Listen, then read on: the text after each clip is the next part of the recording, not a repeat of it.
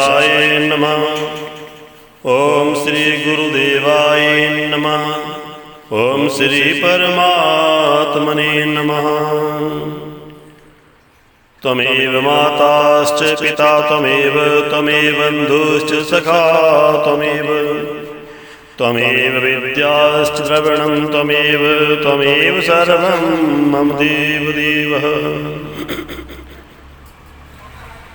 शान्ताकारं भुजगशयनं पद्मनाभं सुरेशं विश्वधारं गगनसदृशं मेघवर्णं शुभांगं श्रीलक्ष्मीकान्तं कमलनयनं योगिवृधयानगम्यं वन्दे विष्णु भवभयहरं सर्वलोकैकनाथं।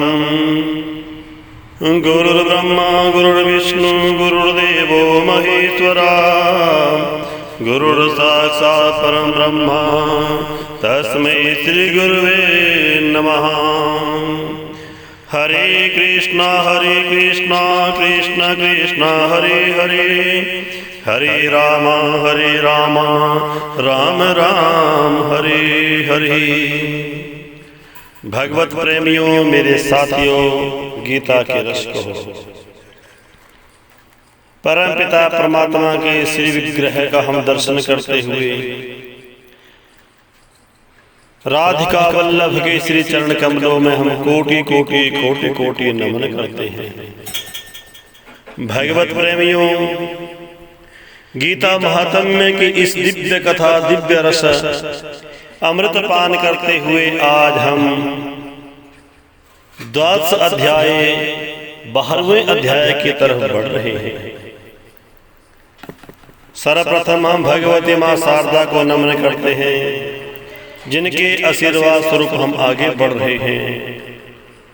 या कुंदेन्दु तुषार हार धवला, या शुभ्र वस्त्रावृता, या वीणावरदंड मंडित करा, या श्वेत पद्मासना, या ब्रह्माच्युत शंकर प्रभृतिर्भिर देवैर सदा वंदिता, स मां पातु सरस्वतीं भगवती निशेष जाड्यापहा।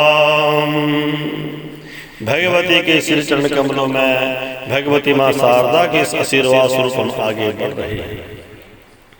भक्त वृंद, भक्त श्रोमणी एवं परम आराध्या परमेश्वर के ध्यान करते हुए गीता महात्म्य के रसिकों को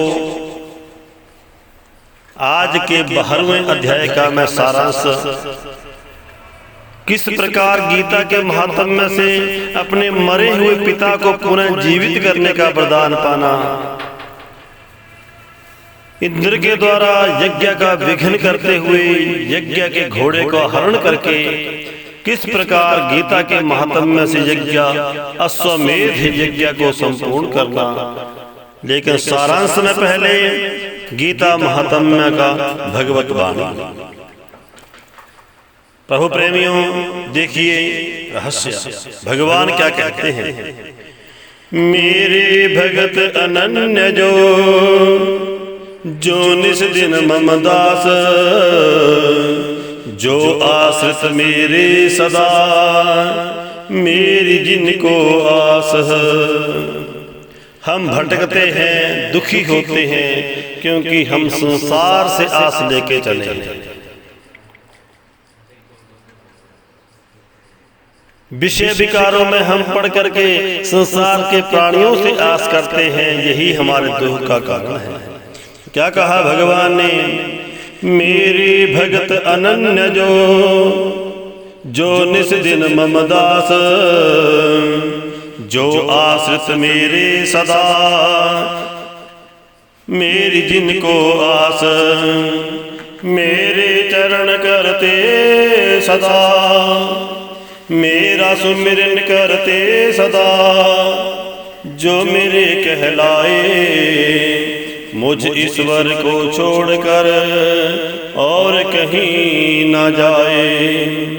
उनकी नैया को करूं, उनकी नैया को करूं सदा मित्र में पार, जिनको है संसार में बस मेरा ही एक आधार।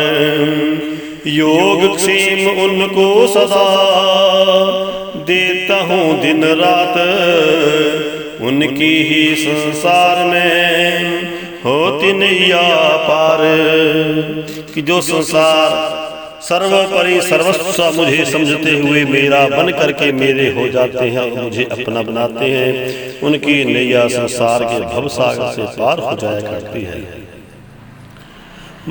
मया वैस्या मनोयो मां नित्य युक्ता उपासते, श्रद्धा परयोपेतास्ते में सदयुक्ता ते मतः।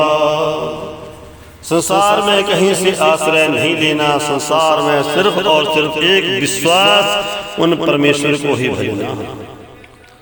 इस रहस्य को समझाते हुए कैलाश पर्वत के रमणीक दिव्य उस अमरपुरी में, कैलाशपुरी में भगवान महादेव भगवती माँ पार्वती को क्या सुना रहे हैं।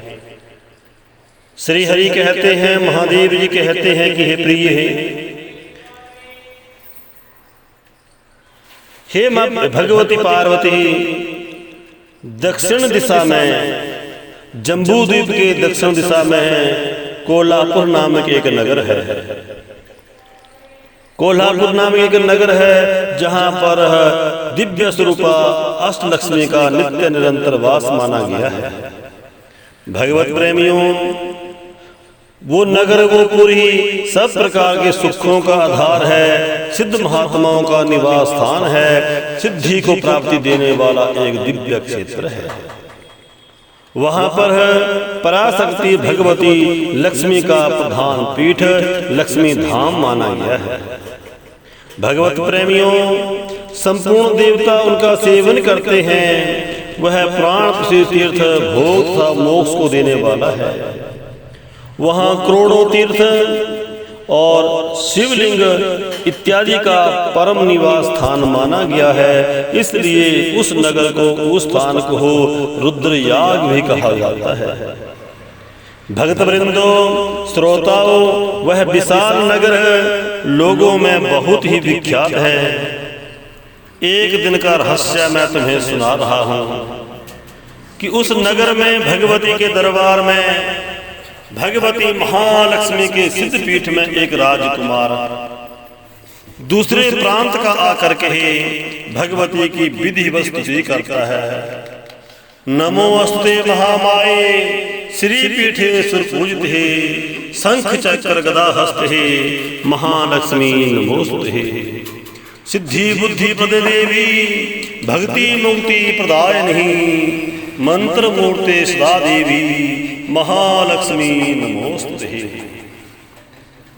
मेरे साथियों, भक्त वृंदो, इस प्रकार विधिवत भगवती माँ, चतुर्भुजी माँ भगवती लक्ष्मी के श्री चरण कमलों में मस्तक झुका करके बारंबार याचना करते हुए राजकुमार ने भगवती की स्तुति करी। महादेव जी भी भगवती माँ पार्वती को सुना रहे हैं कि भगवान क्षीर सागर के बीच में वो नारायण भगवती माँ लक्ष्मी को एक इतिहास सुना रहे हैं कि लक्ष्मी, वो जो रुद्र प्रयाग है, रुद्र गया है, उस स्थान पर तुम्हारी उपासना में तत्पर उस राजकुमार ने तुम्हारी स्तुति करी। किस प्रकार की स्तुति करी? राजकुमार क्या कहता है कि जिनके हृदय में असीम दया भरी हुई है, जो समस्त कामनाओं को देती है और अपने कटाक्ष मात्र से सारे जगत की सृष्टि का पालन और संहार करती है, उन जगन माता श्री महालक्ष्मी की जय जयकार हो, महालक्ष्मी की जय जयकार हो। जिस भक्ति के सहारे उसी के आदेश के अनुसार परमेश्वरी ब्रह्म सृष्टि करते हैं, क्योंकि ब्रह्मा जी सृष्टि करते हैं, ये भगवती माँ उस दिव्य अष्टभुजी माँ लक्ष्मी का ही तो आदेश से सृष्टि करते हैं और भगवान अच्युत नारायण इस सृष्टि का पालन करते हैं और भगवान रुद्र अखिल विश्व का संहार करते हैं। उस सृष्टि पालन एवं संहार की शक्ति को संपन्न भगवती महाशक्ति को मैं बारंबार प्रणाम करता हूँ। आगे के रहस्य में क्या प्रस्तुति करते हैं राजकुमार, साथियों ध्यान से सुनना। हे भगवती माँ लक्ष्मी, हे भगवती माँ विष्णु प्रिया, हे भगवती माँ सृष्टि पालन कर ही योगी जन तुम्हारे चरण कमलों का चिंतन करते हैं। कमलालये कमल के समान समुख एवं हंसमुख कमल के ऊपर विराज होने वाली भगवती माँ, तुम अपनी स्वभाव भक्ति सत्ता से हमारे समस्त इंद्रियों गोचर में विषय जानती हो। तुम्ही कल्पनाओं के समूहों तथा उनका संकल्प करने मात्र से उत्पन्न होती हो। इच्छा शक्ति, ज्ञान शक्ति और क्रिया शक्ति हो, ये सब तुम्हारे ही तो रूप है माँ भगवती। तुम्हारा स्वरूप निष्कल, निर्मल, नित्य, निराकार, निरंजन और अंतरहित भगवती माँ, आपको बारंबार प्रणाम है। सत सत प्रणाम है, बारंबार प्रणाम है। तुम ही ब्रह्मी, तुम ही वैष्णवी, तुम ही महेश्वरी शक्ति हो। वाराही, महालक्ष्मी, नारसिंही, ऐन्द्री, कुमारी, चंडिका, जगत जननी, पवित्र करने वाली लक्ष्मी, जगन माता, सावित्री, चंद्रकला, रोहिणी, तुम्हारे ही तो संपूर्ण स्वरूप है। संपूर्ण जगत में तुम एक स्त्री स्वरूपा हो। कहा भी जाता है या देवी सर्वभूतेषु मां लक्ष्मी रूपेण संस्थिता, नमस्तस्यै नमस्तस्यै नमस्तस्यै नमो नमः। अनेकानेक भगवती की मां स्तुति करते हुए राजकुमार ने भगवती को प्रसन्न किया। महेश्वर कहते हैं कि देवी इस प्रकार की स्तुति करने से भगवती मां लक्ष्मी ही चतुर्भुजा स्वरूपा में प्रकट होकर के, अष्टभुजी स्वरूपा में प्रकट होकर के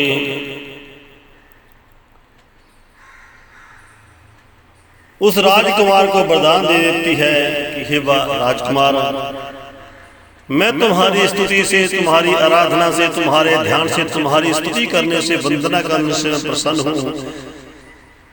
जो तुम्हारे मन में विचार है, जो तुम्हारी इच्छा है, जो तुम्हें चाहिए यथा वरम मांगो कि तुम वर प्राप्त कर सकते हो। संसार में अदेय कुछ ऐसा नहीं जो मैं तुम्हें ना दे सकूं।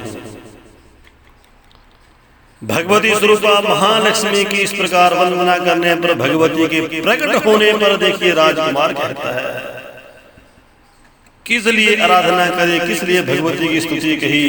राजकुमार कहता है भगवती माँ आप सर्वत्र सर्वज्ञ हो, आप सब जानने वाले हो, मेरी मातेश्वरी। ये भगवती माँ संसार में ऐसा कुछ है जो आपको अज्ञात ना हो, जिसे तुम जानती ना हो। फिर भी देवी यदि तुम कह रहे हो तो मैं कथन करता हूँ, आपके चरणों में निवेदन करता हूँ। मेरे पिता बृहद्रथ, मैं राजा बृहद्रथ का पुत्र हूँ और राजा ने संपूर्ण यज्ञों को करने के बाद अश्वमेध यज्ञ का अनुष्ठान किया। भगवती माँ जगदम्बिका, मेरे पिता ने यज्ञ शुरू किया और यज्ञ का अश्व जो है भूमंडल के ऊपर भ्रमण करने के लिए छोड़ दिया और उधर यज्ञ का अश्व इस भूमंडल की परिक्रमा करके अभी तक यज्ञ स्थान में पहुंचा भी नहीं था। उधर पीछे से मेरे पिता रोगग्रस्त होकर के, उनकी आयु अवस्था पूर्ण होकर के उन्होंने अपने आत्मा को शरीर से अलग कर लिया और मृत्यु को प्राप्त हो गए। भगवती माँ मेरे पिता की मृत्यु हो गई और इसी बीच में यज्ञ का घोड़ा भी इस भूमंडल की परिक्रमा करके यज्ञ भूमि पर सम्मुख प्रकट हो गया, उपस्थित हो गया। लेकिन जैसे ही पिता की मृत्यु के कर्मों को तत्पर होने के लिए हमने यज्ञ के घोड़े को यज्ञशाला में बांध करके अन्य कर्मों को करना शुरू किया, लेकिन क्या देखा कि वहां से घोड़ा अदृश्य हो गया। भगवती माँ घोड़ा अदृश्य हो गया, पिता की मृत्यु हो गई। इस कष्ट से, इस दुख से मैं दुखित हूँ, क्योंकि जब इंसान कोई यज्ञ का, कोई पूजा का, कोई धर्म कर्म का संकल्प ले लेता है और वो पूरा ना हो तो उसे ब्रह्म हत्या, गौ हत्या, बड़े बड़े पापों से वो बोझ उसके ऊपर लेना पड़ता है। भगवती मातेश्वरी, हे नारायण स्वरूप, मेरे पिता ने तो यज्ञ जगत कल्याण के लिए किया, यज्ञ पूर्ण नहीं हुआ, इस अभिशाप से मेरे पिता की दुर्गति न हो, इसलिए मैं तुम्हारी उपासना करता हूं, मैं तुम्हारा ध्यान करता हूं। देखिए, जब भगवती मां शारदा से राजकुमार ने इस प्रकार का निवेदन किया तो भगवती ने वरदान देते हुए कहा, राजन, तुम्हारे पिता ने विधिवत ठाकुर जी की पूजा करी, तुलसी से भगवान का श्रृंगार किया, भगवान की सिद्धि प्राप्त करी, यज्ञ का आरंभ किया, दुर्भाग्य से यज्ञ अधूरा रह गया। तुम्हारे पिता का यज्ञ कैसे पूर्ण होगा, घोड़ा कहाँ पर है, वो घोड़ा कैसे प्राप्त होगा, ये मैं तुम्हें मेरे द्वार के बाहर, इस मठ के बाहर, इस देव मंदिर के बाहर एक सिद्ध समाधि नाम के एक ब्राह्मण, एक महात्मा रहते हैं। मतलब ये जो हमारा नगर है, हमारी जो पुरी है, इसके सानिध्य में नर्मदा नदी बहती है, नर्मदा के तट के ऊपर एक महात्मा है और लोग उसे जानते हैं सिद्ध समाधि नामक से, कि वो सिद्ध है, वो समाधि में बैठे हुए महात्मा है, जिन्होंने अपने इंद्रियों को जीत लिया, इस संसार में वो कामना पूर्ण हो चुके हैं, उनकी शेष कामना कुछ बची नहीं। हे राजन कुमार, तुम जाओ और उस महात्मा की शरण में जाओ, तुम्हारा श्रेय, तुम्हारा कार्य पूर्ण हो जाएगा। बोले भागवत महाभगवान की, भागवत गीता महाशक्ति स्वरूपा की जय हो। भगवती महालक्ष्मी की इस प्रकार कहने पर राजकुमार ने भगवती को प्रणाम किया, भगवती का आशीर्वाद लिया और सिद्ध समाधि नाम के जब ब्राह्मण जहाँ रहते थे, संत जहाँ रहते थे, वहां पहुंच करके ब्राह्मण को प्रणाम किया। राजकुमार को आते हुए देख करके महात्मा ने समाधि से अपनी आंखें खोली और उनका श्रेय, उनका प्रिय कार्य करने के लिए तत्पर हो गए। जैसे ही महात्मा के शरणों में राजकुमार आते हैं, देवताओं ने पाप किया था, देवता थर थर हाथ जोड़ते हुए, त्राही त्राही करते हुए चार महात्माओं के सानिध्य में मंडराने लगते हैं। ब्राह्मण ने कहा कि तुम्हारी पिता की मृत्यु हुई है, यज्ञ के घोड़े को, अश्व को जो है इंद्र ने चुराया है, इंद्र ने उसे अदृश्य किया है, इंद्र ने ये पाप किया है, तो मैं संकल्प करता हूं, इन देवताओं को वचन देता हूं, देवताओं को आज्ञा देता करता हूं कि यज्ञ का घोड़ा, यज्ञ का अश्व कहीं पर भी हो, उसे ढूंढ करके लाओ। जैसे ही हाथ में जल लिया, भगवती गीता, भागवत गीता के मंत्र का उच्चारण किया, स्वर्ग के 33 करोड़ देवी देवता आकर के महात्मा के सम्मुख त्राहिमाम त्राहिमाम करने लगे। देवताओं के पहुंचने पर उन सिद्ध समाधि महात्माओं ने कहा कि राजकुमार के पिता यज्ञ कर रहे थे, यज्ञ का अश्व जो है परिक्रमा के लिए गया हुआ था, यज्ञ मंडप से वो अदृश्य हो गया, किसी ने चुरा लिया है, इंद्र ने उसे चुराया है, तो उस घोड़े को जल्दी से जल्दी मेरे सामने उपस्थित करो। कहते हैं कि स्वर्ग के देवता ब्राह्मण उस सिद्ध समाधि महात्माओं की आज्ञा को मानते हुए यज्ञ के घोड़े को ढूंढ करके राजकुमार के अर्पित किया। यज्ञ के उस अश्व को पाकर के राजकुमार हर्षित हुआ और महात्माओं के देवताओं को बारों बार नमन करने के बाद पुनः महात्माओं से एक बार विनती करता है कि महाराज, आप सर्वज्ञ हैं, आप त्रिकालज्ञ हैं, मेरे पिता से ना जाने कौन सा कोई पाप हो गया हो, मेरे पिता की मृत्यु हो गई, लेकिन मैंने अभी तक अपने पिता के शरीर का संस्कार नहीं किया।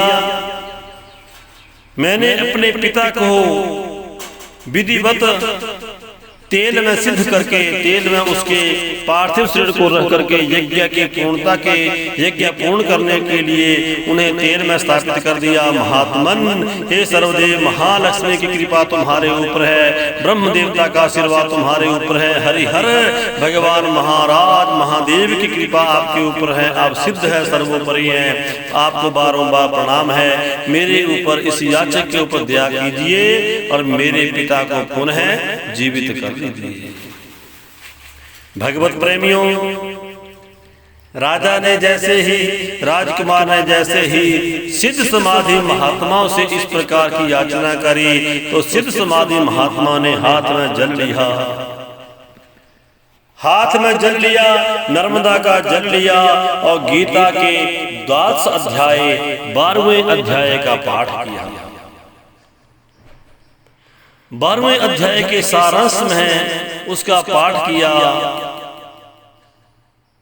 गीता के 11वें अध्याय का पाठ करते ही जात हाथ का जल अभिमंत्रित करके ही मृत राजा के पिता के शव के ऊपर, मस्तक के ऊपर छिड़क दिया।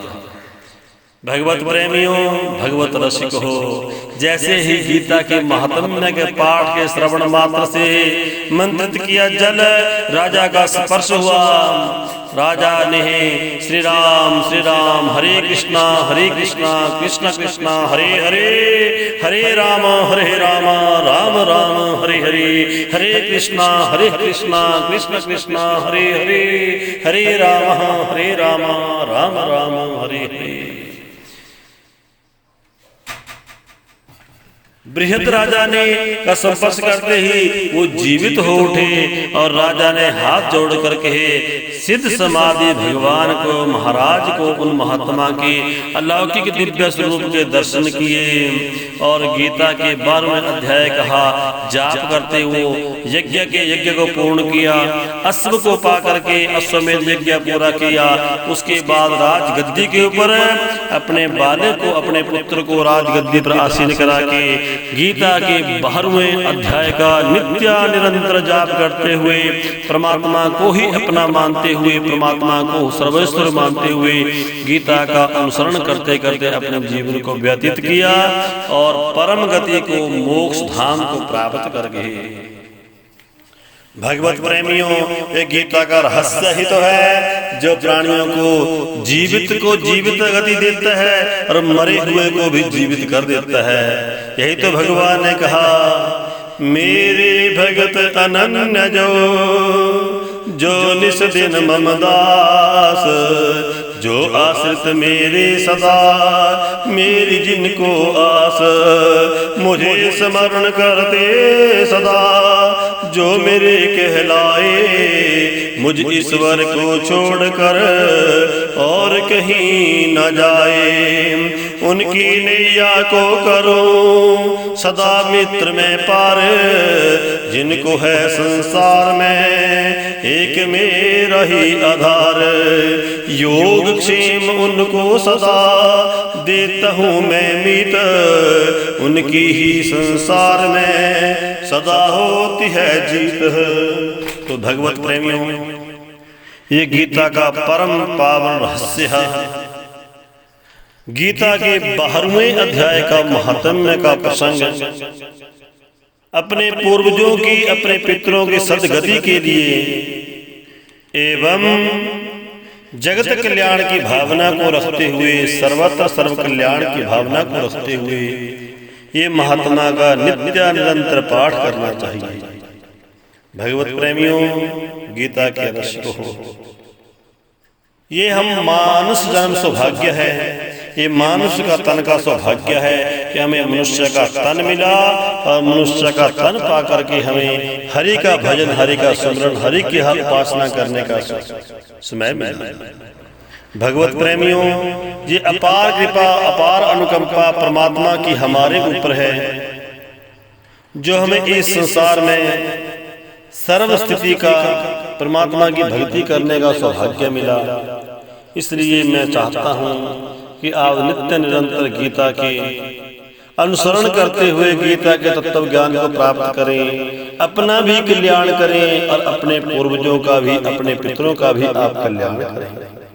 मेरे साथियों, ये भगवत कृपा, ये भगवत प्राप्ति ही, ये हरि की कृपा से ही सुलभ होता है। सभी गीता के महात्म्य का अनुसरण करें, गीता को प्रणाम करें। त्वमेव माता च पिता त्वमेव, त्वमेव बंधु च सखा त्वमेव, त्वमेव विद्यास्ति द्रविणम त्वमेव, त्वमेव सर्वम मम देव देव। इसी भाव को करते हुए सभी को जय जय श्री राधे, जय जय श्री राधे।